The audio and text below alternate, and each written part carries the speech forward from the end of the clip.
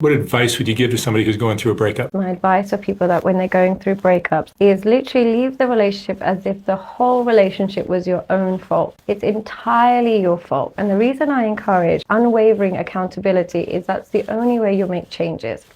One of the trends that we've seen in the last couple of years is everybody's ex-husband or ex-wife is a narcissist. Everybody's a narcissist. And the reason why I'm so against that is it kind of devours personal responsibility. You are no longer responsible for your poor choices. That person's simply a narcissist. That person's a psychopath. It's got nothing to do with your selection. When really, the only reason we find ourselves in bad relationships is because we select poorly. Outside of your relationships with your parents and your children, everybody else is selected. So if you're selecting a narcissist, you have an addiction to being a victim. You like the abuse. You're choosing it. Now, I'm not saying it as an insult. I'm saying there is a part of you that is selecting this level of abuse.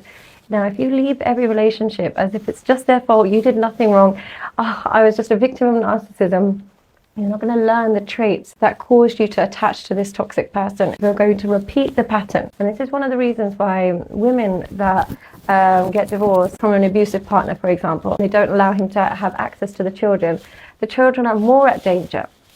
And they're more likely to get sexually abused, and they're more likely to be physically abused. And women will say, I blocked access because I was trying to protect my children. But we know those children are more at risk. And the reason being is because that woman didn't reflect on her choices. She didn't reflect on her decision making. She just simply chose an abusive partner. Oh my God, he's so bad. You're never seeing the kids again. Never doing this. I'm protecting the kids. The children are now exposed to a different form of abuse. So if we don't reflect, we repeat. And what I mean by accountability is not like, oh my God, it's all my fault. Let me try and fix it with that person.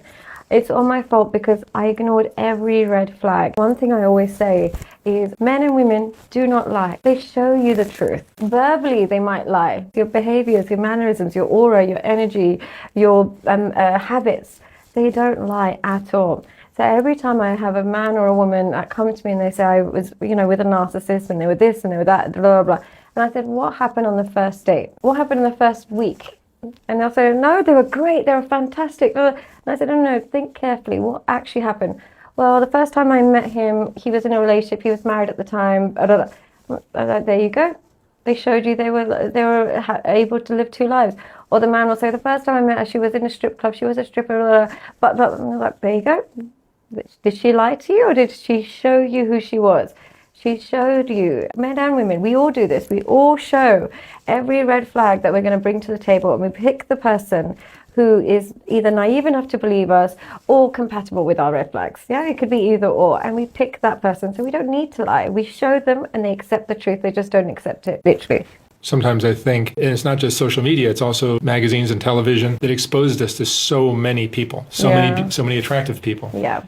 Only attractive people. Only attractive people, really. And we just got used to looking at that, and that's what we longed for. Mm-hmm. And we got to a point where we're not going to accept anything other than that. Yeah. And that's not meant for a lot of us. If you have to pay for an attractive partner in installments of your self-respect because they keep degrading you, they keep cheating on you, it's not worth it. I understand sometimes some people are privileged because they might just have the options. And a lot of women, I'm not talking about all women, but a lot of women, majority of the time, when they walk into a room and they like the look of a man, chances are he'll like you back. So we don't really know what the rejection feels like, and we don't know what it's like to long after somebody that is not interested in you.